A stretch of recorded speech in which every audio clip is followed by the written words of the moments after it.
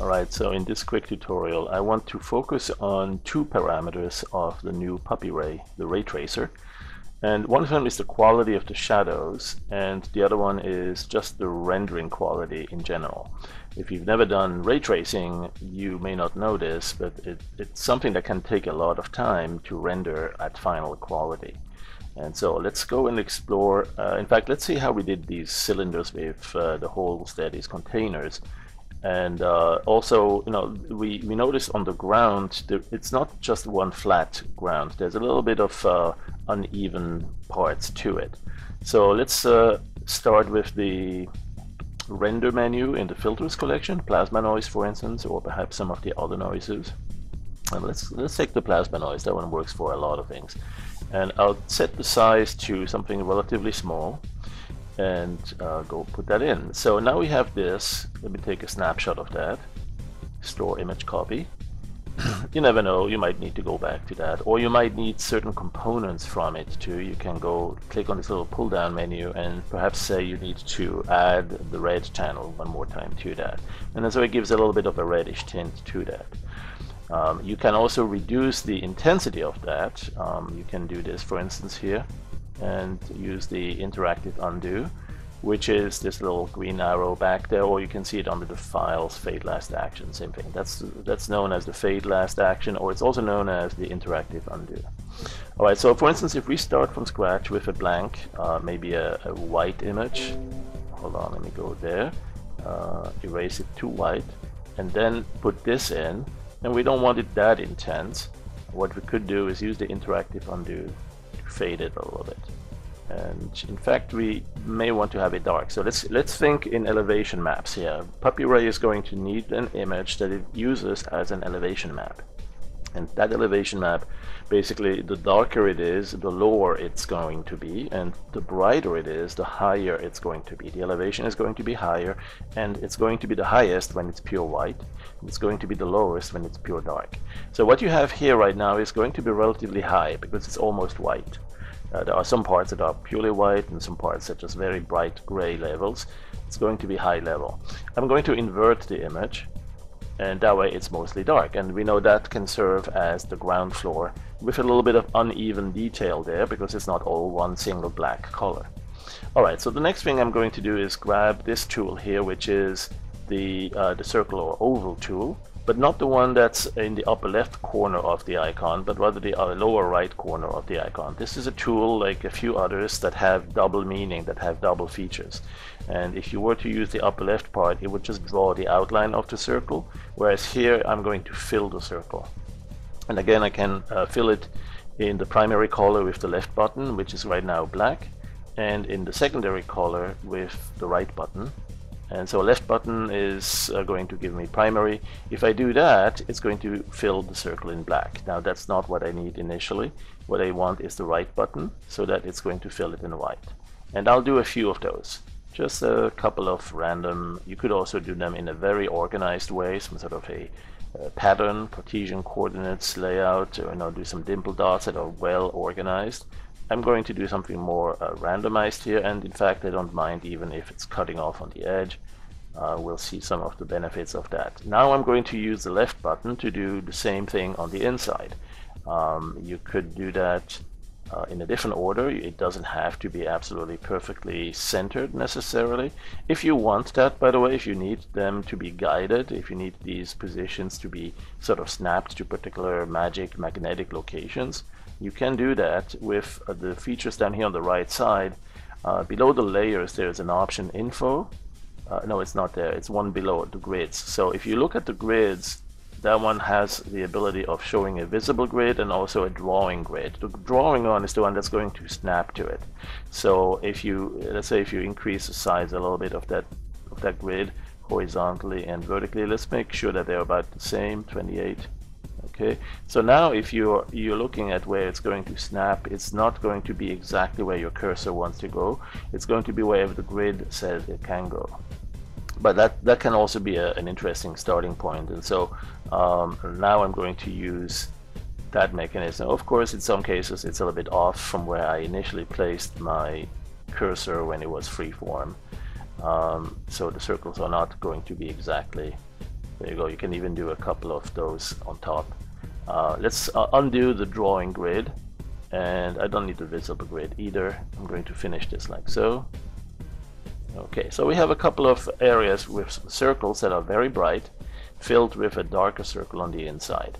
And when you think about this as an elevation map, the bright parts again are going to be high elevation, and this is a circular area which is going to essentially go bright up to the top as a cylinder.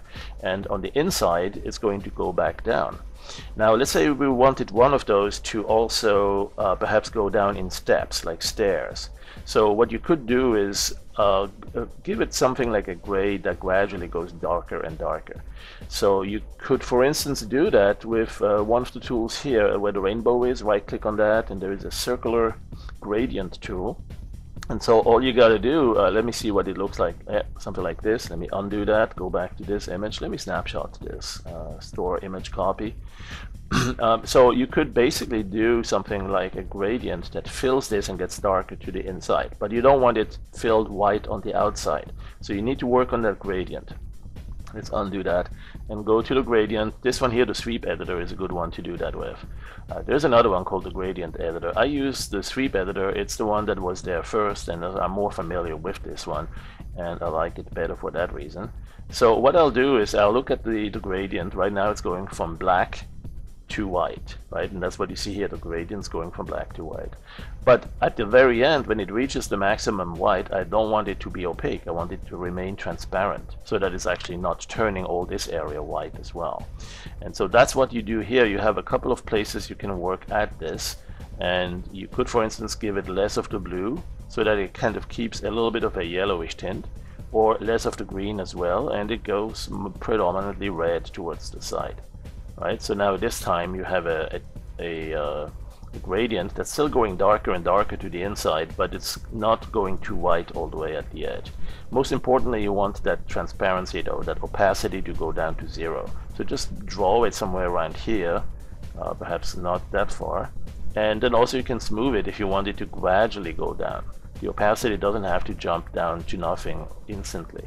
So you can give it a little bit of a feathering here. Just click on this little smooth gradient, and click and hold it if you want it to keep going for a while, and it will keep smoothing. So now you have a gradient that's not going to be destroying the rest outside of this area. And so let's go undo this, and not this one here, this is the undo. There you go, and we're back to this. So now I can put my gradient circle right in here, and it will gradually go like so. Okay, so that will allow me to perhaps create a couple of these filled areas.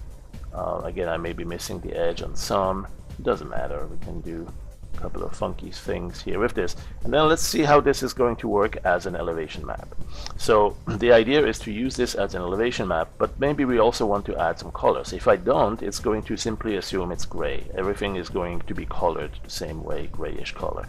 And it would be interesting perhaps to add some coloration of different types to that as well. Like the ground floor might need to have a different coloring than those tubes and cylinders.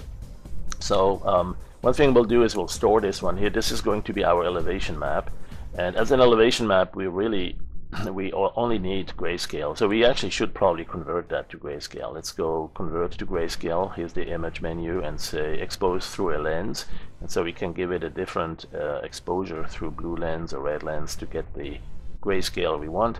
That's our elevation map. Let's go store that one. Right, so we're getting close to done with the elevation map. Now let's click on this and restore that to decide what to do with the colors. So what I'd like to do is the ones that are really bright, those are going to be the high elevated part. I want them to be a particular color. So what I'll do is I'll go to the selection and say select by colors, well actually the tones, the shadows, that's the dark side, midtones, or the lights. So I'm going to select the lights, and you can now see with the marching ants what parts it has selected, and you could perhaps give it a particular color or fill it with some pattern or paint over it. Right, so I'm going to perhaps use my brush tool here and select, or shall we say an oil, thick oil, large cover brush. There you go. And let's go and grab some colors here on the right side. Let's give it some of the color selection tools. Actually, let's go grab one of those floating ones. Pigment profile editor, color, dog waffle color picker. I'm not sure which one that is. That will work. Okay, so let's get something like this, like an orange, almost like a terracotta color. There you go. And so now we want to fill with this, or we can paint with that. Since we're painting over the selection mask, it's only going to let us paint these colors into the bright parts that have been selected. Alright, so we've done that in one brush stroke all over the place, pretty much given the reddish or orange terracotta color we want for the top parts. Now on the dark side, maybe we want something like dark blue to make it look like it's filled with water, or green, it's growing some grass or something at the bottom. So we'll do that especially on the inside of the those cylinders. So what we'll do is perhaps under the selection, go one more time, this time select the shadows. So now it has selected the really dark parts, but that included also the dark part out here. This one we want to make sure we don't paint into. We can fix that later. We can identify and separate it. We could, for instance, instead of using the select by shade or by darks, one thing we could do is use the magic wand and select something with a little bit of tolerance. And so if we select on the inside of this dark part here, or this one here, with a little bit of tolerance, it's going to select. Oh, that's too much. I want to, actually we don't need much tolerance because this was a pure black selection, a pure black color. We really don't need it to go out like this here. This might actually spill out, see, because it found a dark area that's it's cutting into, and it continues out there with the tolerance. So we really don't need that. I think we can stay just on those circles and do the shift key, use the shift key to select a couple of these and select all of those dark parts that you want to give a different color appearance. This time what we'll use is the fill tool. So with the fill bucket right here, we have an option for fill settings, and what I'd like to do is give it something like gravel or rocks appearance to make it look like there's some rocks on it. So the pattern fill will be used, and we need to select a pattern. Let's select the patterns right there and use perhaps a cement. There you go. Well, something with a bluish tint too. Let's use this one. And when you click on that, we can see what it's going to look like as it's tiled into the area. And so now we can use the fill tool in here and in here and in here. And don't worry about it getting so bright. This is no longer the elevation map. This is the coloring map now. The elevation map is this one here, right? But the color map is what we're working on right now to indicate what colors we want that to be. Now, of course, if we wanted that to be a darker blue, then we would want to change that. Now there's one more I want to do, which is the surrounding areas outside of those cylinders.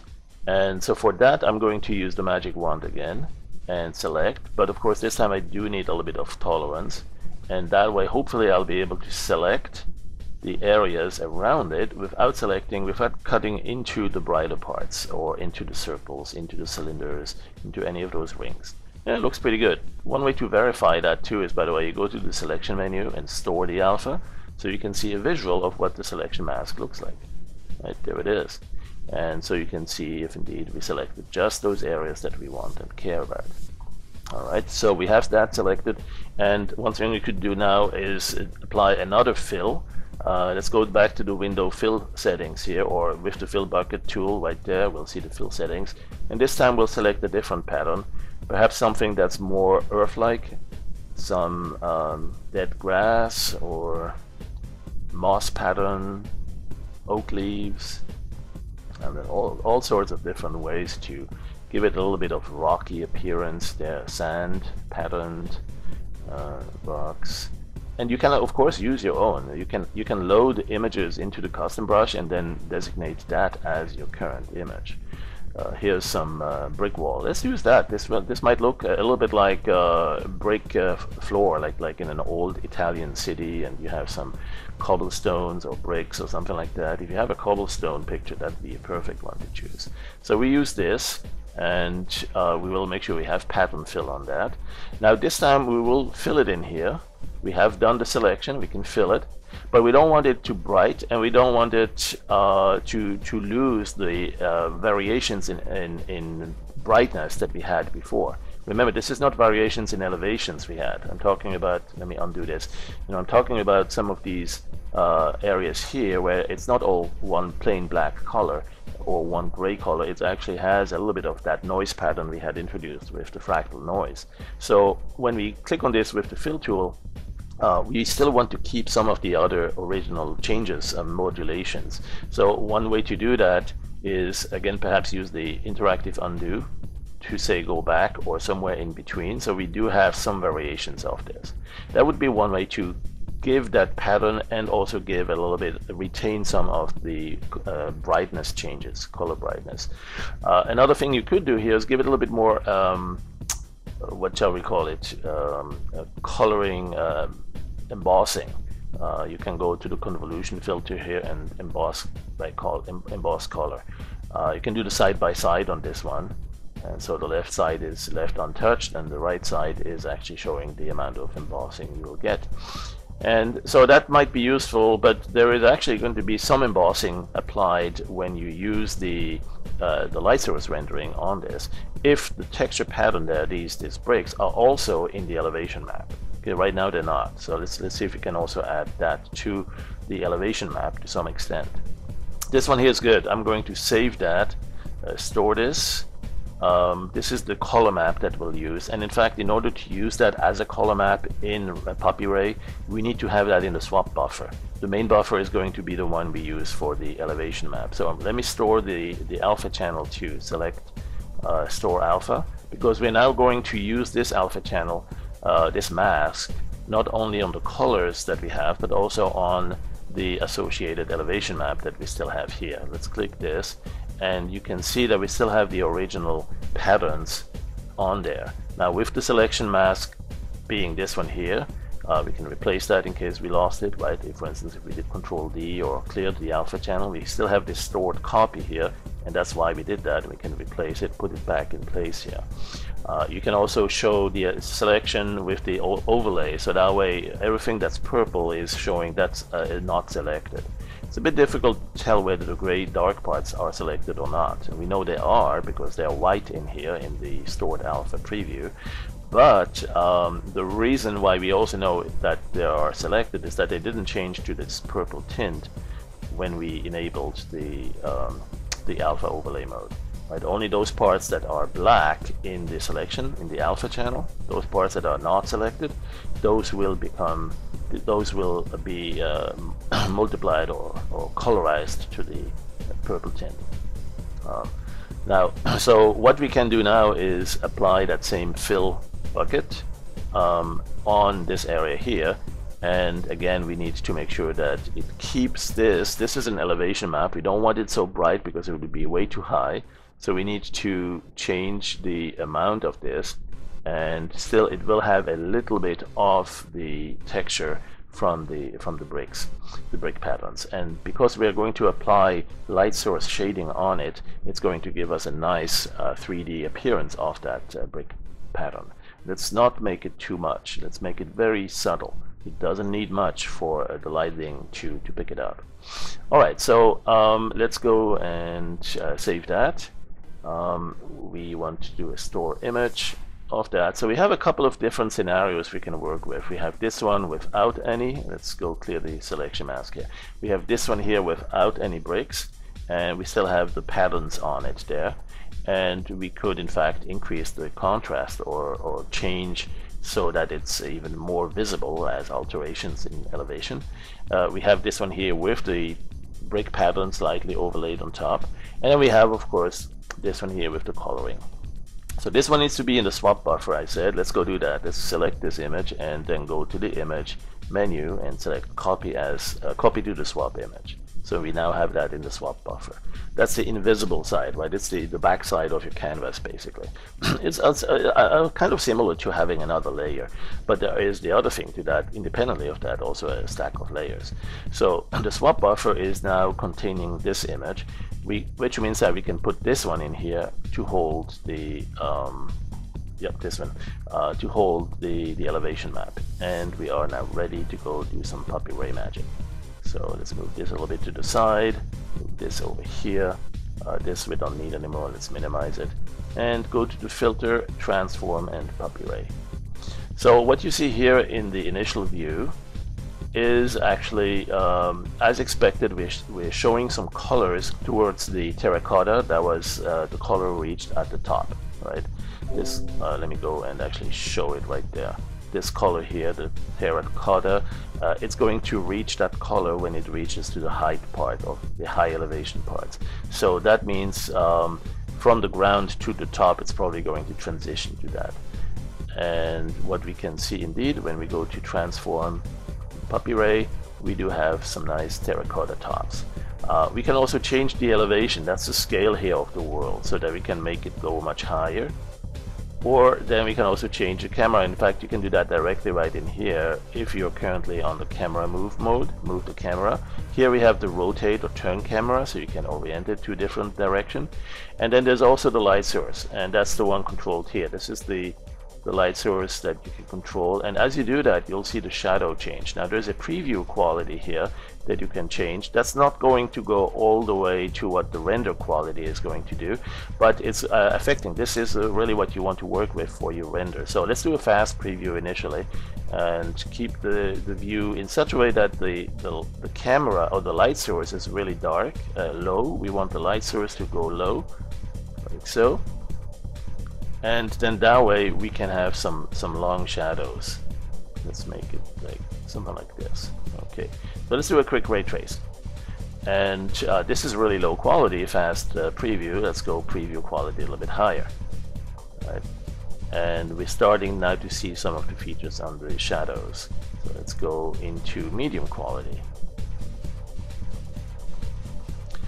And so that's going to take more and more time. Now, one of the things that affect time is the complexity of the terrain, how much of it you have, how far into the distance you're letting it render it. That's the fog distance you see here. So with the fog distance, if you keep this very small at 1 as the minimum, then it's not going to show much of terrain, and it's going through the rendering a little bit faster because it's only tiling it once. And if you, on the other side, give it a little bit more, if you want the fog to reach farther, let's say 3, I think is the default, or 4, 5, 6, then you're going to reach much farther into the horizon, and the rendering will take a little bit longer, as we see right now here. So now that's a case where you might actually want to temporarily have the render quality back to a slightly lesser quality, or you might do some other things to change this. By the way, I don't like the ground here, it's still too noisy, so I think I added too much of the brick texture, and what I'm going to do actually is undo this, click done, and reload the version that doesn't have the brick texture, and that's this one here. So that elevation map might actually be better, because I really want it to just be kind of flat and low. So let's see what happens when we use that. Filter, transform, and puppy ray. So now we have the terrain. We're still working on the light source right now. So what I'll do is I'm going to move the camera. Let's select this and move the camera in such a way that I'm above it all. There you go. And I'm going to change the fog, so we're not going too far. Let's say 3 was the default, so I think that's fine. And then we want to turn around and look in different directions and see what we could do. Now also these cylinders are a little bit too high. What I want to do is go scale them back down to where they were, perhaps by default, something like so.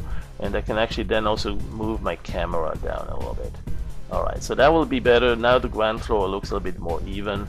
You still recognize some of that pattern, the brick pattern that's on it, but it's also not too noisy on the coloring or on the elevation itself. Now the thing, we also see the bluish inner part of these cylinders that we had also indicated we wanted, so that's good. Let's say now we want to work on the shadow. So let's say we have an area where the shadow is to be seen really well, like so. So let's work on the light source, which will then affect the shadow. So we can move the light source around, and yeah, there it is, that's a good one.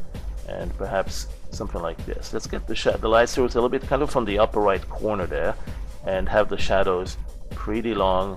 So we need to get the light source down low. and we need to have the fog not cut off too much, like not so, but enough that we can actually see a few of these cylinders. Then we need the light source intensity a little bit up. Actually, even better, let's work on the global lighting. Right, the sky is currently this blue, and we want to keep it that way, but we actually want it to illuminate everything here in the dark shadow sides as well. So let's enable the global illumination, which will introduce a global lighting effect. No matter where the light source is, there's also still a little bit of ambient light or global illumination contribution from the sky, from the global sky dome into the shaded areas here. Let's go and render that. Again, let's not push the quality initially too much, and that really depends on the speed of your system now. So here's a quick preview, and the next thing we'll do is increase the quality a little bit, medium quality, see what that does. So the shadows is what I want to focus on now. So these shadows are still being dithered. They're being made a little bit fluffy there on the edges, soft shadows. The quality of that will depend on a couple of things. One is the general medium quality or high quality that you choose here. The more you go to final render, and even beyond final render may help for the quality of the shadows. But you can actually work on the shadow quality independently of all the other things. There's anti-aliasing and there's other things that are affected by this one global parameter, that preset there. So what you do is you click on more, which will show you more parameters of PuppyRay, and in particular in the render category down here, right, we have the camera category, the light, and the world. Both of these can be positioned and oriented and modified. Well, here's the render quality, and we have the fog. Here it is, the shadow Q, right, shadow quality. So if we make this one, let's see what the tooltip says. A lower value is a harder, higher fidelity shadow. A higher value uses fewer samples and therefore looks fuzzier, so more like soft shadows. And so if we made this, let's test this at let's say 22, very high value for the shadow, and ray trace that, you will see something like a very, very highly dithered shadow, and almost like it's barely visible there. And that may be what you want, and you may then want to go with higher quality on the render to make your final render. But whenever you change these previews, keep an eye on what happens on these parameters, especially the shadow quality. Some of this will affect it. This is going up to 12. Now here we go down to 6. Now here we go higher quality down to 4. So it's going to go lower and lower quality, lower value, the more you go up on the final render quality. And so if you look here, you have shadow quality 2 for the final render. Let's see what that looks like. And it's 2, which means it's probably not as low as it can be, and we may want to bring it down to 1 if we do need even better quality than what it does here by default with this preset. Now this is going to take a while here. This is the final quality render, and you will get this message saying something like not responding. Don't panic, this is just telling you, well, it's not responding. It's busy enough now that it's not going to respond to your interactions. If you click somewhere, you're going to have to wait a little bit. Now you can actually stop that. You can click on stop, do that once, and then just wait a second or 2 or 5, because it's busy still ray tracing the current scan line or whatever that is, and at some point it will come back. Alright, so one thing that's really interesting is to see what happens to your system while it's doing this ray tracing. I'm going to use the Control, Shift, and Escape keys here, and with that you should get the Task Manager to show up. Let me do that again. Maybe I need to have focus on something else. Control Shift. No, it doesn't want it. So maybe I need this. You know what? I'll enable that separately on another demo. But this is an interesting one to work with, and perhaps it's because I'm okay. Let me do this. Let me get out of PuppyRay and launch it here. There you go. So more details on the ray trace. So here's the performance. Okay. Now I'm using Windows 7, the French edition. Oh, excuse me, Windows 8. So the Task Manager will look a little bit different for you if you have a different version, if you have Vista or Windows 7. But essentially what you see here right now, I'm not too busy on the CPU side. And so what I'm going to do now is go back to render this. Let's see, undo, there you go, and go back to the PuppyRay, transform PuppyRay, and we can go and do our rendering. So before I do that, let me show the Task Manager, or gestionnaire de tâches in French, and ray trace this. No, not here. There it is. All right, so this task manager now is showing, of course, that we're reaching 100% on our system load. Because there's nothing else going on, nobody else wants CPU, we're going to get it all. Dog Waffle says, hey, I'm hungry for CPU cycles, let's go number crunch, let's go do this rendering. This is fairly intense computation. And who knows, maybe someday we'll have this ported to the GPU, which will essentially make it 3-4 times faster, but perhaps even more. It really depends on the graphics processor that you have on your graphic chip. But at this point, it's a good idea to have a high-end system. You know, if you have an i7 4th generation, it's going to go so much faster. I think I'm on a 2nd generation. I am on an i7, so I have 8 logical cores, but it's going to saturate this. You know, it's going to need it all. But one thing that you could do perhaps is to render, you know, just a portion of this here. Let's go minimize that. Once you see if the shadow is good up here in the front, well, you know, you'll be tempted to see whether that's in the back there. If you want, you're gonna want to see what it looks like in the front as well. So there's no way to avoid that. You're going to have to render this. I don't think we have an area render where you can just select a portion and render only on that. That would be actually nice. That would be a really interesting feature for testing and pre-rendering certain areas, right? And then you can lift the mask or do the full render.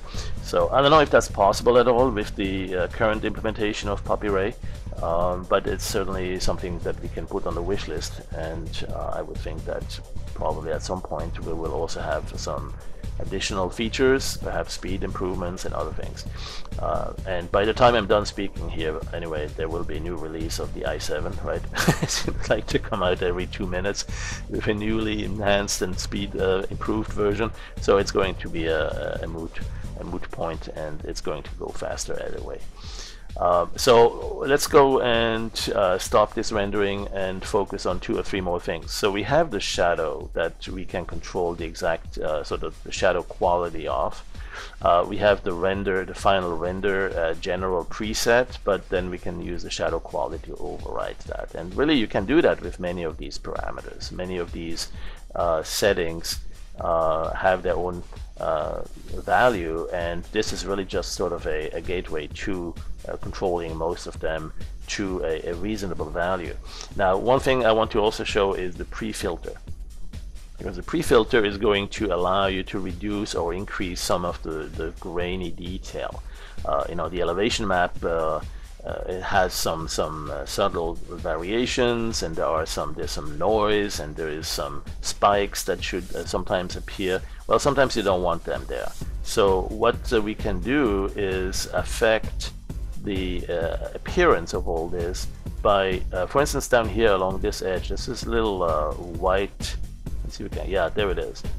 That was probably right at the edge of the picture. And I must have had there you go, this little fence kind of thing.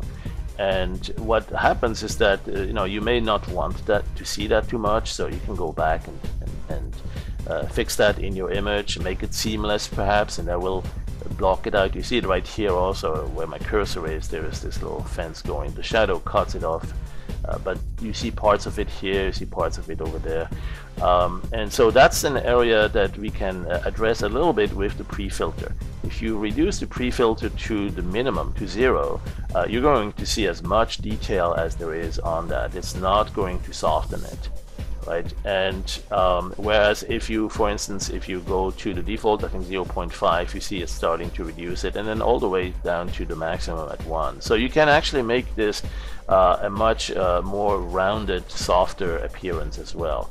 And I'm going to do one more thing, which is to change the zoom. This one here, the zoom parameter, gives you a more wide angle appearance. So with the wide angle appearance, let's say with 1, you see very far away here, very wide angle. You see a lot of the scene at the same time. And I'm going to go change this here. And let's go ray trace that. Let's do the final render. Okay, I know this is going to take a little while, but I'm going to do 2 renders, one with the pre-filter at the 1 value and the one the other way at 0. So it's going to show the 2 extreme, and we'll have that to compare in the final slides. All right, thanks for watching. I know I keep babbling and talking, but there's a lot of really fun things to explore, and soon you'll be seeing some renders that were then also perhaps painted over and further post-processed with the rendering, with the painting. It's really a fun companion or addition to the dog waffle experience, because now you can do a little bit of everything, right? Some 3D rendering, elevation maps, and then other things that are painted on top, adding some foliage, doing a lot of really funky effects with special effects and lens flares and so on. So enjoy Dog Waffle, PD Howler 9, still in beta, coming out really soon in September with the final release of 9.0.